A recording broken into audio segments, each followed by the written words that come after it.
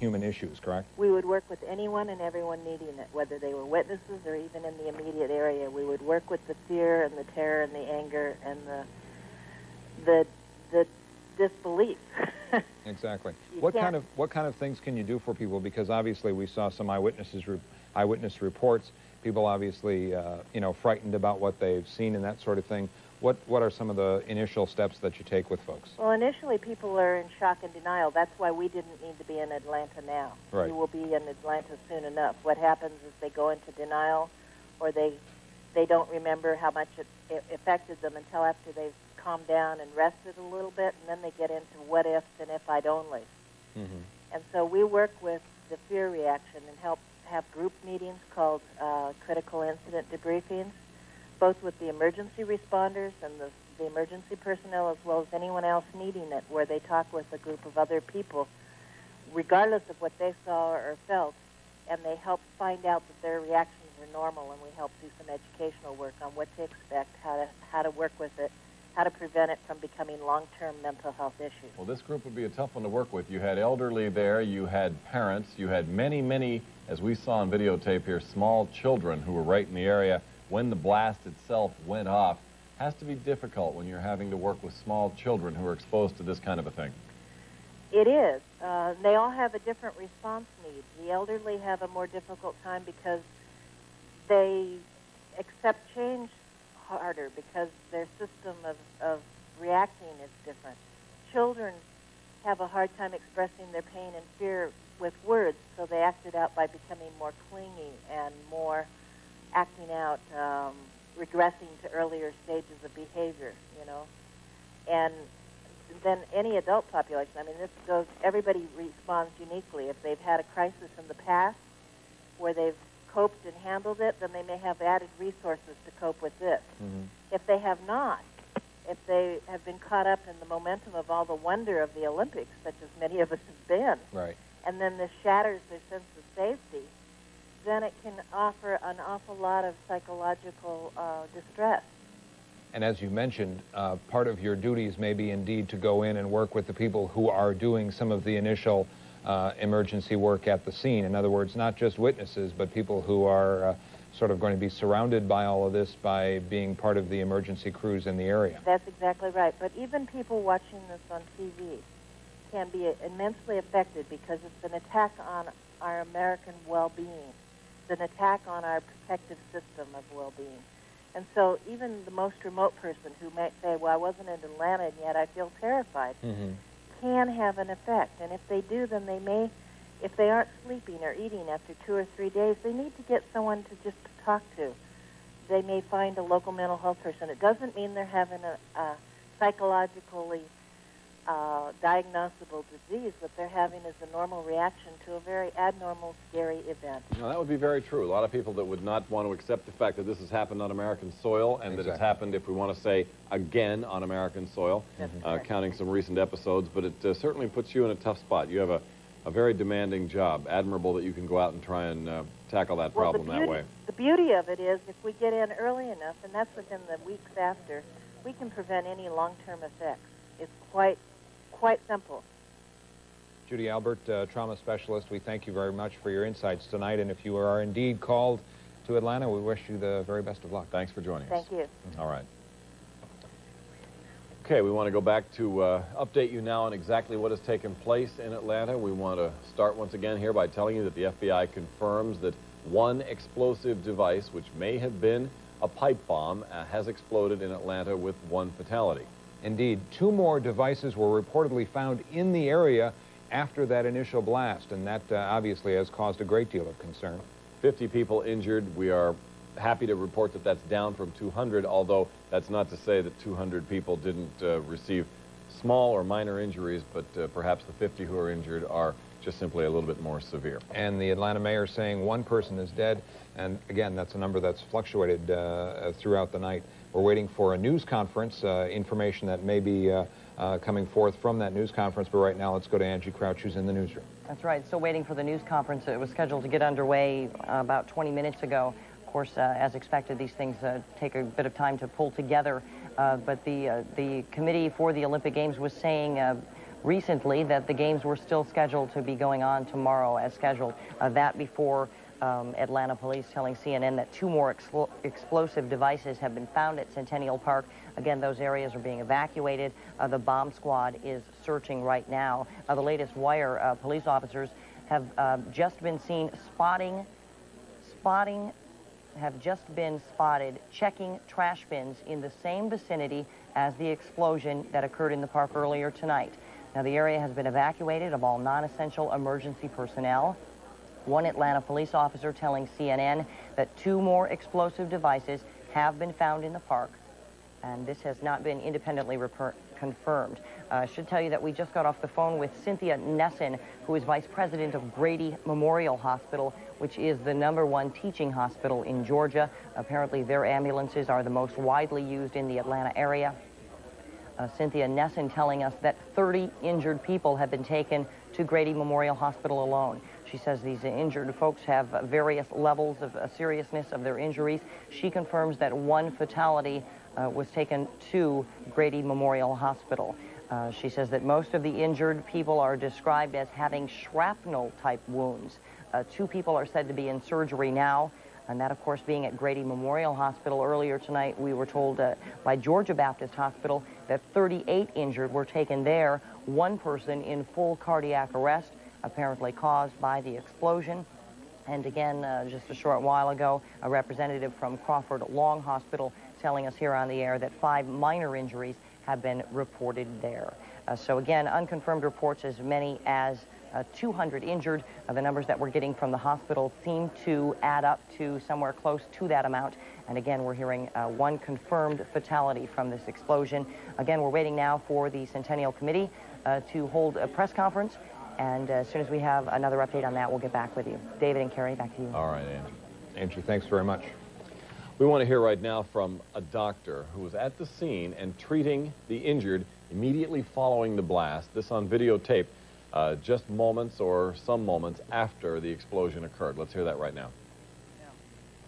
We've seen probably about 31 patients. We are getting the process of evaluating. We've had 2 of them in the operating room right now, and they're both stable. They're being taken care of. Up there, we've had 1 fatality that came in early on, and the other patients right now seem to be relatively stable. We're in the process of evaluating and getting them assessed. Dr. Anderson. Dennis Agent, one of the trauma doctors who is directly handling some of the patients that were coming into his particular hospital. And again, given the numbers that we're hearing at some of the different hospitals, Georgia Baptist with 38, some of the other hospitals with 20 and 30 people, the number 200 again is starting to sound clearly like it's more pretty than 50. accurate. We want to hear right now from the person who shot the home videotape of the explosion itself. We've run that tape a couple of times now. We want to hear a word or 2 from that person that shot that tape. Let's go to that. Explosion of some sort. For about a second, I assumed it was part of the pyrotechnic effects of the band. Once I realized how big the explosion was, I realized that anyone near the blast, you know, might have been hurt sound-wise. And I realized at that point that something strange had occurred. There it is again, and you can see we've shown this repeatedly because it is remarkable video, the actual explosion when it happened. Tell us again what your reaction was. I think everyone at first was confused. They thought, oh, something occurred. The band had stopped playing, but maybe this was something else that was going on. It's rather noisy in that area. Different people had boom boxes up to the top volume. But once we all saw the smoke, I think we realized that the explosion was too big to be part of anyone's firecrackers, fireworks, anything like that. Good insight there from the person who shot that videotape. Initially thinking, as we mentioned, they were in the festive area, that people would think that there are shows and different things going on, and initially perhaps nothing to it. But obviously, shortly after the explosion, realizing that there was something much more serious. And you can see also, as bad as the explosion is, as you get back from it a little bit, you don't have to get back too far in terms of your yards away from the actual location. It starts to seem like it might have been part of the show or in some way not a deadly act. You have to get right up on it, and we're going to go back one more time just to show you, if you do get physically very close to what happened, watch again the tape from German television of Janet Evans being interviewed at the moment that the blast goes off, and you really get a sense of how powerful this was. What is bothering you, right? Well,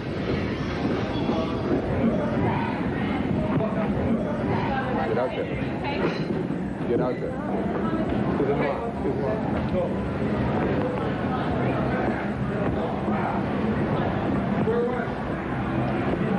A lot different got it from that going? angle. Exactly. They're perhaps quite close to the situation as far as the area where the performance was going on and where the bomb went off. But sounds travel differently when you're inside. The sort of the amplification of it is increased. And then, most noticeably to me at least, in that videotape, the sound of breaking glass, that sort of thing. Plus, quite literally, if you're inside as opposed to outside, Shaking. where it dissipates quickly, Right, you can just there's see no the- mistaking how deadly those Exactly. You can see the vibrations. Another thing that comes to mind when we're hearing these eyewitness reports, and indeed even hearing from the doctor that we just heard from a few minutes ago, you really have to be thankful, I think, probably, that there were not more serious injuries and that sort of thing. If indeed the reports are accurate that there was a 5-minute warning, people trying to figure out exactly what they're dealing with as far as security personnel are concerned, thinking that there may have been a problem, and starting to clear people out. One of the photographers talked about the fact that there was about a 5-minute warning where people were cleared away. If that had not occurred, if there had been absolutely no warning, you know that the injuries and very likely the number of people who would have been killed would have gone up considerably. And a quick thought about a 5-minute warning. That number is probably wrong. Right. Because 5 minutes is a long time. I mean, Exactly. you would move people a long way away from a suspected bomb in 5 minutes. Exactly. I mean, I think that's people saying what to them seemed like a short time, that there was just Exactly. a short warning. In literal terms, it was probably more like a minute or something. So Exactly. that people were at least moved away from the exact area, and that probably saved lives, but not far enough. I mean, if you have people that are that severely hurt, and that many of them, you certainly didn't get a lot of people out of the way very well. Exactly. And part of the sort of discussion from here on out is going to be controlling the area where that device went off, if it indeed it was a bomb, and it appears that was the case. The area, Centennial Park, that the videotape that you were seeing was taken is very much a public area. Eyewitnesses have told us throughout the night that this was an area where anybody could come and go at will. It was not an area that you could possibly have people going through metal Right. detectors or getting their bags checked personally, that sort of thing. Those kinds of possibilities can't be taken care of. It's just like anything out in the general public. That's what that area was meant for. It was meant to have a place where people can have some fun and sort of let their hair down, it appears. I have to compliment Richard Rohde about the way he handled and dealt with that, don't you think? Exactly. I mean, when you're talking about a young daughter, very young, teenager, 17 years old. who has won a gold medal in the Olympic Games and who is conceivably out that night with her friends, or if not, the last he has seen of his daughter was not 45 too minutes before. far, Exactly. right, from where that blast took place, and he's tried to reach her, and she has not responded. Right. And the fact that he has done as well as he has with that, I think, Right. is commendable.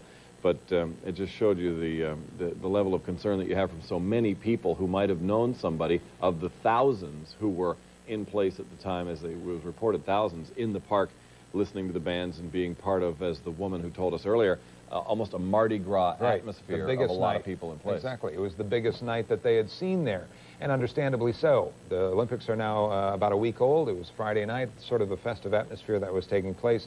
And Richard Rohde, the person that we talked with, from the Southland, with a daughter who is the youngest sharpshooter there as part of the Olympic team, and he dropped her off about 45 minutes before the explosion. She seemed tired and was probably going to head home, and he has his fingers crossed that that indeed is the case tonight. It's also possible that the city of Atlanta, and information coming out of Mayor Bill Campbell's office, is trying to do everything they can to, I won't say minimize what's happened, but to just try make- to put a conservative face on it. Exactly. So that they're keeping that casualty total down, perhaps falsely down at Trying 50. to be cautious, at Right. least. Yeah, it was, And the death toll. exactly. It was from Mayor Campbell's office that we heard the much scaled back number of 50 injured and 1 confirmed casualty, and that's why we're seeing some variance in the numbers. Angie Crouch talked about that a little while ago as well.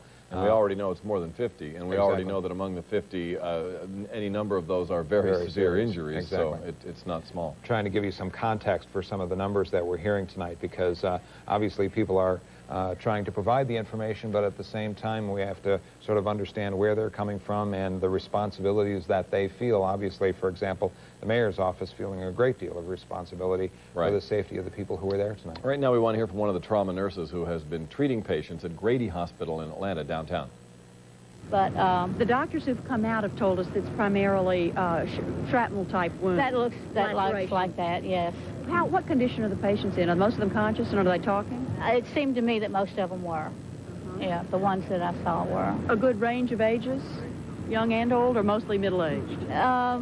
I think mostly younger, maybe 20s and 30s. You didn't see any children, did you? No. Well, that's good. Yeah. Well, we've heard that there's one fatality. Do you know of any more than that? No, I don't know of any more than that. A nurse treating again the 5 patients that were brought to that particular hospital. Exactly, because we had talked with somebody on the phone from that particular hospital. And obviously, that particular nurse mentioning that most of the patients that she was seeing were young, in their 20s, which makes sense. It was 1:15 a.m. there, a band playing music and that sort of thing. We did, though, in some of the videotape, see a broader range of ages. Indeed, some people pushing strollers and had their very young children out in that general area tonight. Angie Crouch standing by again for us in the newsroom with more information. Angie? The numbers that we're having now, the wire service is reporting that 3 Atlanta hospitals are reporting 96 people injured. We have a little bit of a breakdown for you. Of course, Cynthia Nesson, the vice president of Grady Memorial Hospital, which is the largest trauma center near the park where this explosion occurred. She's reporting 30 injured people have been taken to Grady Memorial with various levels of seriousness to their injuries. She confirms 1 fatality is at the hospital. She says that most of the injured people are described as having shrapnel-type wounds. 2 people are in surgery now. 1 reportedly had to have a finger amputated. Georgia Baptist Hospital reporting 38 injured, 1 in full cardiac arrest, apparently caused by the explosion this evening. And, of course, Crawford Long Hospital reporting 5 minor injuries, and Piedmont Hospital reporting several injuries. They say that the injuries they treated were also minor. I should also mention Reuters News Service is now reporting that President Clinton was awakened a short while ago with news of the explosion in Centennial Park. The president has been informed of the incident by his chief of staff, according to the White House spokesman, and the spokesperson declined further comment. Obviously, the president is going to be keeping a very close eye on this situation and following up very closely with the FBI, which is reportedly telling other news agencies that an explosive device has been confirmed as the cause of this blast. Also getting in word that Atlanta police saying that 2 other explosive devices have been found in the park. Atlanta police officers and the bomb squad are checking trash bins in the area where the original explosion occurred. That area has been evacuated of all non-essential emergency personnel, which, as you can imagine, is going to make it very difficult to treat the people who have been injured and have not yet been transported to the hospitals, because they do have a triage unit set up at the park. We understand that police quickly sealed off the area, which contains several hotels that are housing athletes, including the American Dream Team basketball team and some of the Olympic dignitaries. The park is nearby some of the stadiums that were hosting the Olympic events. The main press center for the games, which is near Centennial Park, was also sealed off, and we heard earlier that police had to use tear gas to drive away a group of journalists that were trying to get in. Again, this information coming in from Reuters. Again, Atlanta police officers checking the bins around Centennial Park, where reportedly 2 other explosive devices may have been found. That area has been evacuated of all non-essential emergency personnel. And as the numbers continue to come in, we're going to continue to follow it from the newsroom, and we'll have another update for you shortly. David and Carrie. And Angie, no other information on the nature of those 2 explosive devices? In other words, we've been calling this a pipe bomb. I mean, is that what we're talking about in those cases also?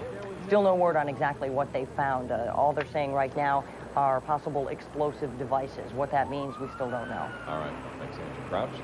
Newsroom tonight. We have the home videotape that had been shot, just a regular celebrant there in the Olympic Village, rolling his home video camera.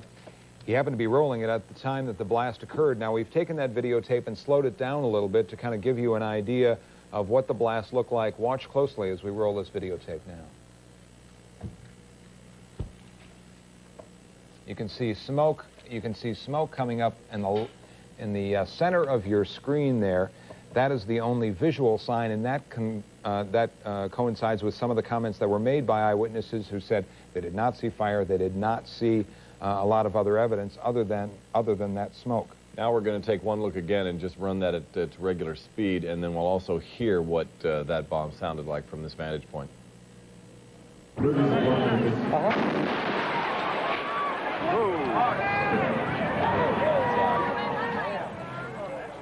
We have with us now on the phone someone that we had talked with earlier in the evening, former member of the LAPD bomb squad, David Butler. Mr. Butler, thanks again for joining us.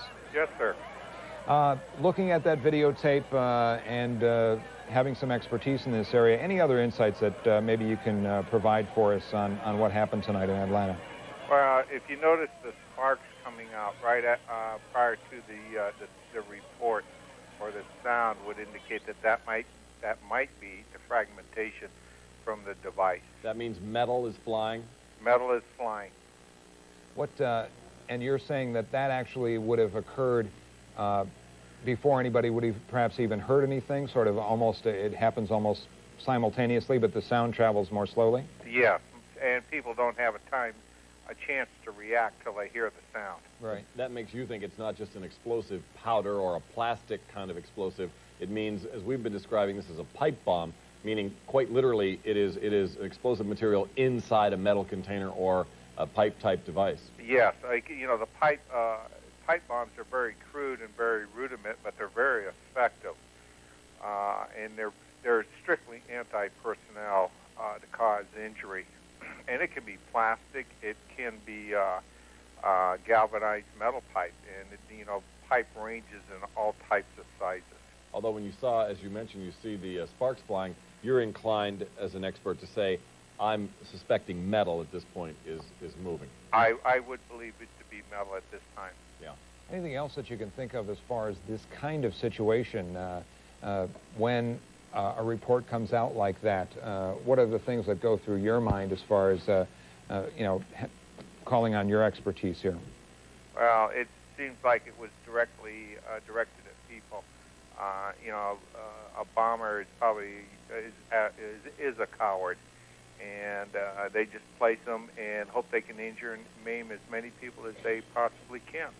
And the reports that we're hearing that perhaps one person has died and others seriously injured, based on the videotape that you're seeing there and the number of people who were in that general area, it seems like this could have been a great deal more deadly.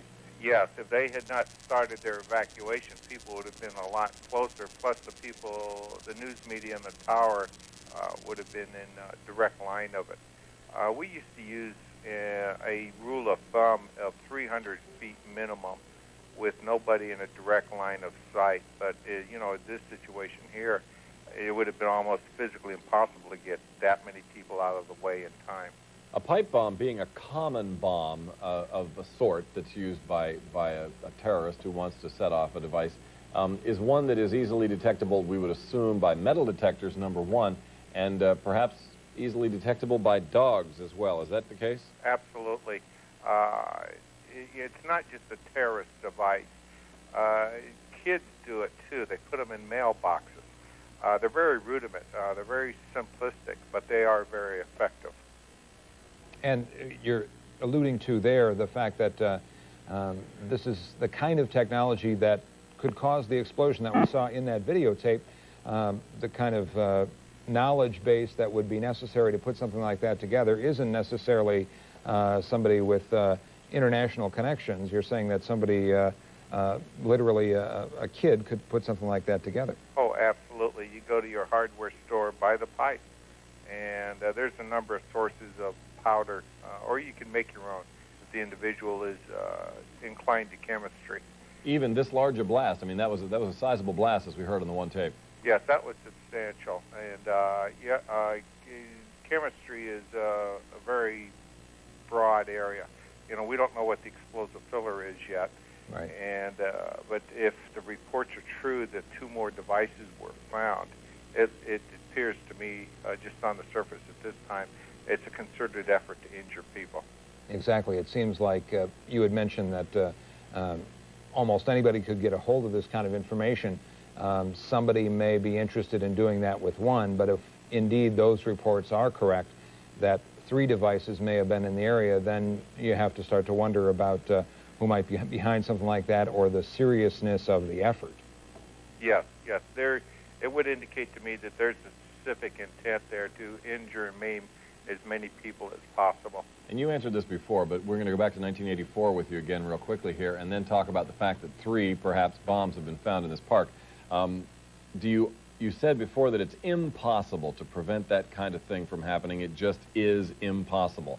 Although I would assume there were procedures in place in 1984 here in Los Angeles to prevent that exact thing from happening, not to mention ×3. Just an impossibility nonetheless? Why, yes, because if you look at the area, it's an open area, and as we had in the '84 Olympic Games, we had open areas where people could go. They could buy food from booths, banners, T-shirts, listen to bands, free entertainment. The venue's a different type thing entirely because you're in a closed environment, and you can secure that. You can check people going in and out of it. But in the open area, out in the streets, it's extremely difficult. And you notice this here was out in an open area, which was common to everybody. Exactly. Pretty scary thing to think that something like this could happen, given the fact that obviously everybody associated with the Olympics certainly had hoped to have all this kind of thing as buttoned down and thought through as possible. Yes, in hindsight, it's always 20/20, but right. We were prepped for a terrorist act ever since the German games, and everybody's prepped for that. But how do you protect against some individual or group of individuals? This may not be a terrorist. This may be some radical individual that has an axe to grind against the Olympics for some reason. Mm-hmm. That's true, although 3 devices might make you think that it was somebody a little bit more organized inclined anyway. to plan. Yeah, right. Yeah. Whoever did this has put some planning into it. Whether it's an individual or a group of individuals, his motivation is absolutely open at this time until we get further information. But if they've recovered 2 undetonated devices, there's going to be a great deal of information available to them as to who the perpetrators of this are. An undetonated device, by the way, is, as far as your training goes, is it easy to trace? Is it easy to fingerprint? Is it easy to find out exactly where all the material came from? Oh, yes, because the whole, given the FBI is going to be involved in this, and ATF, along with state and local jurisdictions, the forensics of it are going to be enormous. They have got such sophistication nowadays as tracing material back, developing fingerprints, composition of the powders, who manufactured the pipe lengths, who could be the vendors. There's a whole myriad of things they could develop from the devices. They're in a bag, the way they develop fingerprints nowadays. Right. And David Butler, if you think back, in the last 15 months, this country has gone through the Oklahoma City bombing, the arrest of the person that they believe to be the Unabomber. You have all the investigations and that sort of thing around those 2 situations.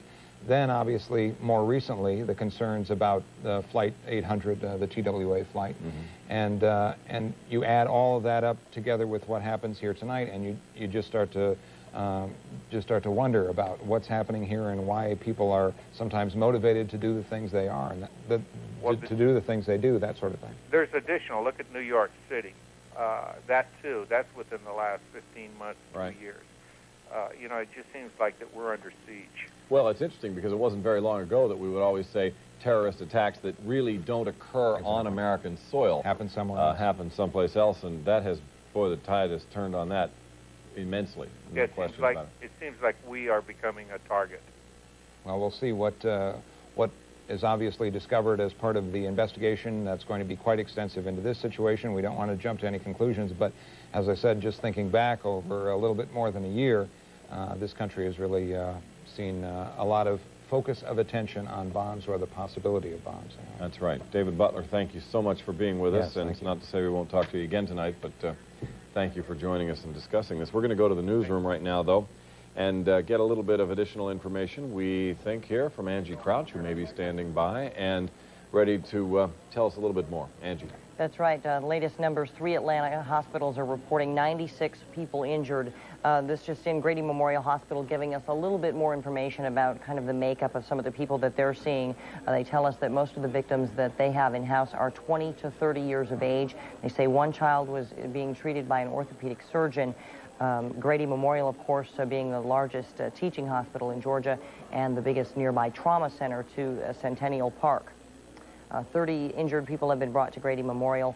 We're told that they have various levels of seriousness in their injuries. The one confirmed fatality is coming from Grady Memorial Hospital. We understand also 2 people are still in surgery.